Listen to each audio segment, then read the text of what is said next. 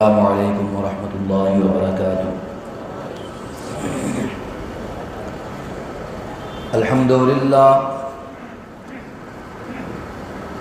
للہ نحمده ونستعینه ونستغفره ونعوذ باللہ من شرور انفسنا ومن سیئات اعمالنا،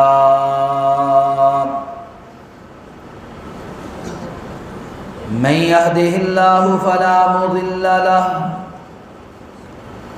ومن يضلل فلا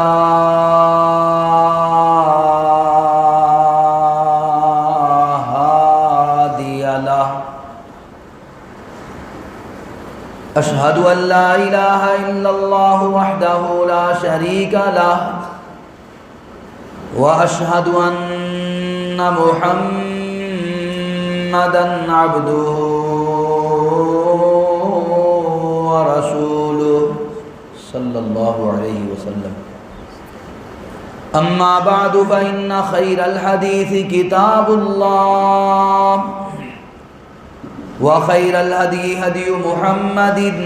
صلى الله تعالى عليه وآله وسلم، وشر الأمور محدثاتها، وكل محدثة بدعة، وكل بدعة ضلالة، وكل ضلالة في النار۔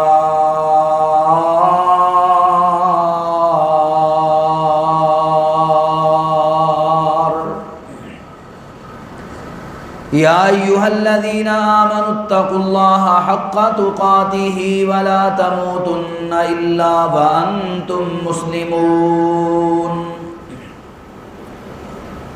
يا أيها الناس اتقوا ربكم الذي خلقكم من نفس واحدة وخلق منها زوجها وبث منهما رجالا كثيرا ونساء، واتقوا الله الذي تساءلون به والأرحام،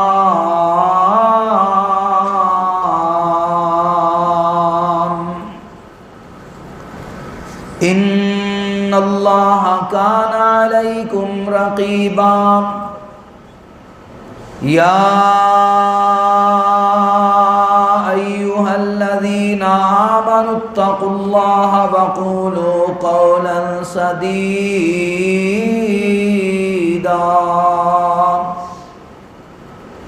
يصلح لكم أعمالكم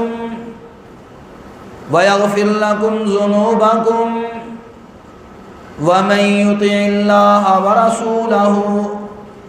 فقد فاز فوزا عظيما۔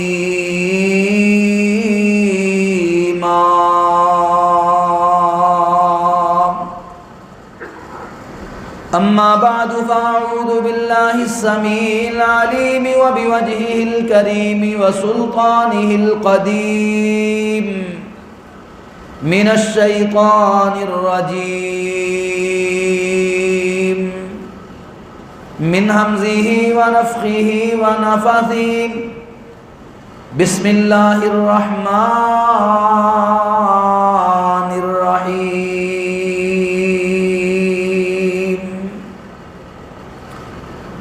هو الذي أرسل رسوله بالهدى ودين الحق ليظهره على الدين كله وَلَوْ كَرِهَ الْمُشْرِكُونَ۔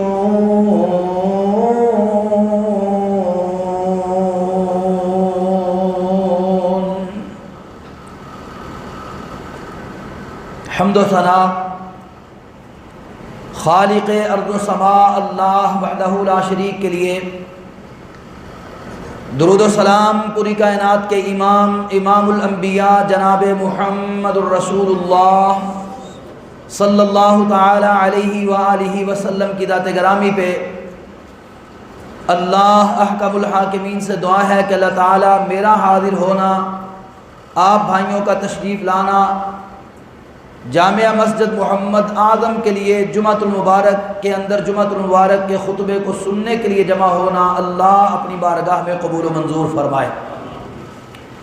درد دل سے دعا کریں، یا اللہ ہم میں سے جو بیمار ہیں، ہمارے اعزاء و اقارب میں سے جو بیمار ہیں، ہمارے دوست و احباب میں سے جو بیمار ہیں، ہم جمعۃ المبارک کی ان بابرکت گھڑیوں میں یا اللہ تجھ سے دعائیں کرتے ہیں، تمام بیماروں کو شفائے کاملہ عاجلہ عطا فرما۔ ہمارے اعزاء و اقارب میں سے، دوست و احباب میں سے، اہل ایمان اہل توحید میں سے جو اس دنیا سے رخصت ہو چکے ہیں، یا اللہ ان سب کو معاف فرما کے جنت الفردوس عطا فرما۔ مختصر حمد و ثنا اور دعا کے بعد مجھے حکم دیا گیا ہے کہ سیرت النبی صلی اللہ علیہ وآلہ وسلم کے حوالے سے آج کے خطبے کے اندر چند باتیں عرض کروں۔ چونکہ ربیع الاول کا مہینہ شروع ہو چکا ہے اور یہ وہ ماہ مبارک ہے کہ جس ماہ مبارک میں امام کائنات امام الانبیاء جناب محمد الرسول اللہ صلی اللہ تعالی علیہ وآلہ وسلم اس دنیا کائنات کے اندر تشریف لائے، اور آپ کی سیرت طیبہ، آپ کی حیات طیبہ تمام کائنات کے انسانوں کے لیے، اہل ایمان کے لیے، اہل اسلام کے لیے اسوہ قدوہ نمونہ ہے۔ رب کائنات نے کہا لقد کان لکم فی رسول اللہ اسوۃ حسنہ، لوگوں تمہارے لیے رسول اللہ صلی اللہ علیہ وسلم کی زندگی بہترین نمونہ ہے۔ اور جب ہم لفظ سیرت بولتے ہیں، سیرت النبی صلی اللہ علیہ وسلم یا سیرت کا لفظ، اس کا معنی کیا ہے؟ قرآن مجید کے اندر یہ لفظ استعمال ہوا ہے ایک مقام پہ، فرمایا سنعیدھا سیرتھا الاولی، یہاں لفظ سیرت ہے اس آیت کے اندر، سنعیدھا سیرتھا الاولی، یہاں پر لفظ سیرت کا معنی ہے حالت۔ تو جب لفظ سیرت آتا ہے تو اس سے مراد حالت اور حالات ہوتے ہیں۔ جب ہم کہتے ہیں نبی صلی اللہ علیہ وسلم کی سیرت طیبہ، تو اس کا معنی و مفہوم یہ ہے کہ رسول اللہ صلی اللہ علیہ وسلم کے حالات زندگی، آپ کی تاریخ، محدثین نے، مفسرین نے، فقہاء و علماء نے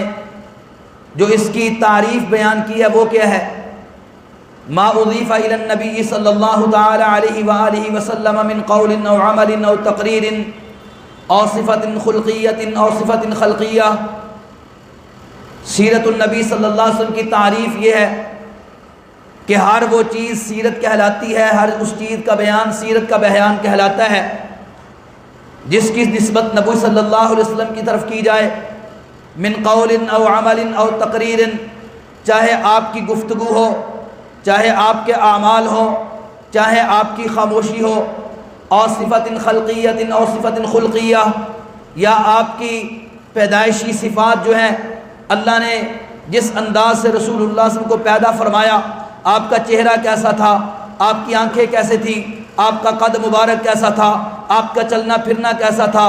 آپ کے چہرہ مبارک کو، آپ کے جسم اطہر کو بیان کرنا، یہ بھی سیرت کا حصہ ہے۔ اور صفت خلقیہ، یا آپ کے اخلاق کو بیان کرنا، آپ کے کردار کو بیان کرنا، آپ کی عادات کو بیان کرنا، یہ 5 چیزیں سیرت النبی صلی اللہ علیہ وسلم کہلاتی ہیں۔ سب سے پہلی چیز آپ کے اقوال ہیں، آپ نے جو گفتگو فرمائی، عرف عام کے اندر اس کو حدیث کہا جاتا ہے۔ جب کوئی محدث حدیث بیان کرتا ہے تو وہ بھی سیرت بیان کر رہا ہوتا ہے۔ اسی طرح دوسری چیز عمل، کوئی عمل بیان کرنا، آپ کی سنت کو بیان کرنا، آپ کے طریقے کو بیان کرنا، آپ نے نماز کس طرح ادا کی تھی، آپ نے روزہ کس طرح رکھا تھا، حج کس طرح کیا تھا، عمرہ کس طرح کیا تھا، جہاد کس طرح کیا تھا، آپ کی سنن کو بیان کرنا جس کو ہم سنتیں کہتے ہیں، ان کا بیان بھی سیرت کا بیان ہے۔ اور تیسرے نمبر پہ او تقریر، عرف عام میں تقریر کہا جاتا ہے بولنے کو، بھی تقریر کر رہا ہے، یہ مولوی صاحب کیا کر رہے ہیں؟ تقریر کر رہے ہیں۔ لیکن نبی صلی اللہ علیہ وسلم کی سیرت کے اندر تقریر گفتگو کو نہیں کہتے، بولنے کو نہیں کہتے، بلکہ آپ کی سیرت کے اندر تقریر خاموشی کو کہتے ہیں۔ اللہ کے نبی صلی اللہ علیہ وسلم کے سامنے کوئی عمل کیا جائے، آپ اس پہ خاموشی کا اظہار کریں، آپ اس پہ کوئی گفتگو نہ کریں، آپ اس سے نہ روکیں، یہ بھی سیرت ہے، یہ بھی حدیث ہے۔ جس طرح میرے نبی کا بول بولنا یہ دین ہے، جس طرح میرے نبی کا کوئی کام کرنا یہ دین ہے، اس طرح میرے نبی کی خاموشی بھی دین ہے۔ اور میں یہ کہنا چاہتا ہوں اس منبر کے اوپر فخر کے ساتھ، دنیا کے اندر کوئی انسان نہیں ہوگا جو بولے تو رب کہے وما ينطق عن الهوى ان هو الا وحی یوحى، یہ بولا ہے تو وہی سے بولا ہے، جو خاموش ہو تو اس کی خاموشی بھی دین بن جائے۔ کائنات کے اندر مصطفیٰ کے علاوہ کوئی ایسا انسان موجود نہیں ہے۔ اور صفت خلقیہ، آپ کی تخلیق، آپ کا چہرہ مبارک، آپ کے لب مبارک، آپ کا قد کاٹ، اور صفت خلقیہ آپ کا اخلاق و کردار، یہ 5 چیزیں سیرت کا حصہ ہیں۔ جمعے کا تھوڑا سا وقت ہوتا ہے، اگر ہم سیرت کے ہر پہلو پر بات کرنا شروع کر دیں تو بات سمجھ نہیں آئے گی، کوئی پہلو کسی طرف چلا جائے گا، کوئی پہلو کسی طرف چلا جائے گا۔ اس لیے ہم اس جمعہ کے خطبے کے اندر صرف 2 باتوں کو بیان کریں گے۔ سب سے پہلی بات یہ ہے کہ آمینہ کے لال اس دنیا کائنات کے اندر تشریف کیوں لائے، اور دوسری بات آج کے حالات کے مطابق ہم سیرت النبی سے یہ مطالعہ کریں گے کہ جب مہنگائی عروج پہ ہو، جب حالات خراب ہوں، جب معاشروں کے اندر لوگ غربت کی چکی کے اندر پس رہے ہوں، جب مالی معاملات خراب ہو چکے ہوں، تو سیرت النبی صلی اللہ علیہ وسلم سے ہمیں کیا سبق ملتا ہے، کس انداز سے معاشرے کے حالات کو بہتر بنایا جا سکتا ہے۔ صرف ان 2 نکات پہ گفتگو کروں گا۔ سب سے پہلی بات، آمینہ کے لال تشریف کیوں لائے۔ آپ کے آمد کی بات کرنے سے پہلے تمام انبیاء کی آمد کا تذکرہ کروں گا۔ رب کائنات نے قرآن مجید میں فرمایا وما ارسلنا من رسول الا لیطاع باذن اللہ، کائنات کے لوگوں، اس کائنات کے اندر ہم نے جتنے بھی رسول بھیجے ہیں، جتنے بھی انبیاء تشریف لائے ہیں، آدم علیہ السلام سے لے کے جناب محمد الرسول اللہ صلی اللہ علیہ وآلہ وسلم تک سارے انبیاء اس لیے آئے الا لیطاع باذن اللہ، کہ اللہ کے حکم کے ساتھ ان کی اطاعت کی جائے، ان کی فرما برداری کی جائے، ان کے نقش قدم پہ چلا جائے، ان کو مقتدا بنا کے بھیجا، پیشوا بنا کے بھیجا، رہبر و رہنما بنا کے بھیجا۔ یہ عام انبیاء کی بات ہے کہ جن کو اللہ نے اپنی اپنی امتوں کے لیے مقتدا و پیشوا بنا کے بھیجا۔ یہ آیت میں نے اس لیے پڑھی ہے آغاز کے اندر، جو آگے نقطہ عرض کرنا چاہتا ہوں بڑا اہم ہے۔ فرمایا تمام انبیاء کرام کو ہم نے دنیا کائنات کے اندر مبعوث کیا الا لیطاع باذن اللہ، ہر نبی کو اپنی امت کے لیے مطاع بنا کے بھیجا، مقتدا بنا کے بھیجا، پیشوا بنا کے بھیجا، رہبر و رہنما بنا کے بھیجا۔ جاؤ دنیا کے اندر لوگوں پر فرض ہے تمہاری اطاعت کریں، تمہاری بات مانیں، جو تمہاری بات مانے گا وہ کامیاب ہوگا، جو بات نہیں مانے گا وہ کامیاب نہیں ہوگا۔ آپ ذرا اٹھا کے دیکھیے قرآن مجید، جناب ابراہیم علیہ السلام جب اپنے والد محترم کو دعوت دے رہے تھے، یا ابتی لم تعبد ما لا يسمع ولا يبصر ولا يغني عنك شيئا، ابو جی اللہ کو چھوڑ کر ان کی عبادت کیوں کرتے ہو جو نہ سن سکتے ہیں، نہ دیکھ سکتے ہیں، نہ آپ کے کسی کام آ سکتے ہیں؟ تو ابا جی نے کیا کہا تھا، بیٹا تمہیں کیا پتا، میں نے دنیا دیکھی ہے، میرا تجربہ زیادہ ہے، میری عمر زیادہ ہے، اور میں سرد و گرم کو جانتا ہوں، میرے پاس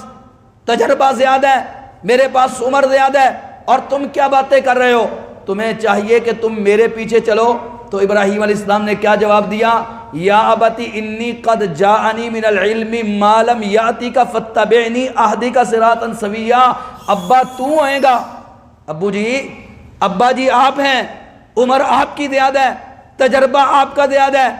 لیکن میرے پاس اللہ کی طرف سے نبوت اور وحی آئی ہے جو آپ کے پاس نہیں ہے۔ فاتبعنی اہدک صراطا سویا، اگر آپ نے صراط مستقیم پہ چلنا ہے تو آپ کو میری اتباع کرنی پڑے گی۔ باپ بھی اگر بیٹا نبی ہے تو بیٹے کی اتباع کرے گا تو کامیاب ہوگا، وگرنہ کامیاب۔ بات سمجھ آ رہی ہے نا؟ اللہ نے تو باپ کا حکم ماننے کا کہا نا، والدین کی فرما برداری کرو، لیکن ایک طرف نبی ہے اور دوسری طرف نبی کا باپ ہے، جب تک وہ نبی کا باپ نبی کی اتباع نہیں کرے گا کامیاب نہیں ہوگا۔ ساری امت کے تمام افراد جو بھی ہوں اپنے نبی کی اطاعت کریں۔ یہ عام نبیوں کے لیے کلیہ اور قانون ہے۔ جب میرے نبی کی بات آتی ہے، جب آمینہ کے لال کی بات آتی ہے، جب میرے اور آپ کے آقا اور رہبر و رہنما کی بات آتی ہے تو رب کائنات کا انداز کچھ اور ہے۔ اللہ رب العالمین نے فرمایا وَإِذْ أَخَذَ اللَّهُ مِيثَاقَ النَّبِيِّينَ لَمَا آتَيْتُكُم مِّن كِتَابٍ وَحِكْمَةٍ۔ او دنیا کائنات کے لوگوں ذرا یہ منظر تو دیکھو، وَإِذْ أَخَذَ اللَّهُ مِيثَاقَ النَّبِيِّينَ، جب انبیاء کی ارواح جمع تھی عالم ارواح کے اندر، آدم علیہ السلام سے لے کر کے عیسیٰ علیہ السلام تک تمام انبیاء کو اللہ نے جمع کیا۔ جمع کرنے کے بعد فرمایا لما آتیتکم من کتاب و حکمت، دنیا کائنات کے انبیاء تم سارے میرے پاس جمع ہو، میں تمہیں خوشخبری سناتا ہوں، جب تم دنیا میں جاؤ گے میں تمہارے سر پہ نبوت کا تاج سجاؤں گا، رسالت کا تاج پہناؤں گا، کسی کو کتاب تورات دوں گا، کسی کو زبور دوں گا، کسی کو انجیل دوں گا۔ لما آتیتکم من کتاب و حکمت، جب میں تمہیں کتاب دے دوں، جب میں تمہیں حکمت دے دوں۔ یہاں پر ٹھہر کے ایک اور نقطہ بھی سنتے جائیے۔ عام طور پر جو میں نے یہ ترجمہ کیا ہے لما آتیتکم من کتاب و حکمہ، جب تمہیں کتاب اور حکمت عطا کر دوں، یہ ترجمہ کیا جاتا ہے، لیکن میں یہ کہتا ہوں یہ ترجمہ درست نہیں ہے، کیونکہ یہاں پر اللہ رب العالمین نے ایک لفظ استعمال کیا ہے لما آتیتکم من کتاب و حکمہ، کتاب اور حکمت کو بولنے سے پہلے لفظ من استعمال کیا ہے۔ اگر آپ میں سے کوئی عربی گرامر جاننے والا جس نے ایم اے عربی کیا ہو، ایم اے اسلامیات کیا ہو یا درس نظامی کیا ہو، وہ جانتا ہے کہ لفظ من کس لیے آتا ہے۔ لما آتیتکم من کتاب، نحو کی کتابوں کے اندر من کے جو معنی بیان کیے گئے ہیں ان میں سے ایک معنی یہ ہے کہ فرمایا من للتبعیضی، من جو ہے یہ کسی چیز کا کچھ حصہ بیان کرنے کے لیے آتا ہے۔ جب من آ جائے اس سے بعد آنے والی چیز پوری مراد نہیں ہوتی، اس کا کچھ حصہ مراد ہوتا ہے۔ اس کا ترجمہ پھر یہ بنے گا لما آتیتکم من کتاب و حکمت، جب میں تمہیں کتاب میں سے کچھ حصہ دے دوں، جب میں تمہیں حکمت میں سے کچھ حصہ دے دوں۔ پتہ چلا پچھلے انبیاء میں اور میرے نبی میں فرق یہ ہے، پچھلے انبیاء کے پاس نبوت کا کچھ حصہ تھا، کتاب کا کچھ حصہ تھا، حکمت کا کچھ حصہ تھا، مکمل کتاب، مکمل دین، مکمل شریعت محمد صلی اللہ علیہ وسلم کے پاس تھی۔ الیوم اکملت لکم دینکم واتممت علیکم نعمتی ورضیت لکم الاسلام دینا، میں آج تمہارے لیے دین مکمل کر رہا ہوں۔ جب یہ آیت یہودیوں نے سنی تھی انہوں نے کہا کاش یہ آیت ہمارے اوپر نازل ہوتی، ہم اس دن کو عید کا دن قرار دے لیتے جس دن یہ آیت نازل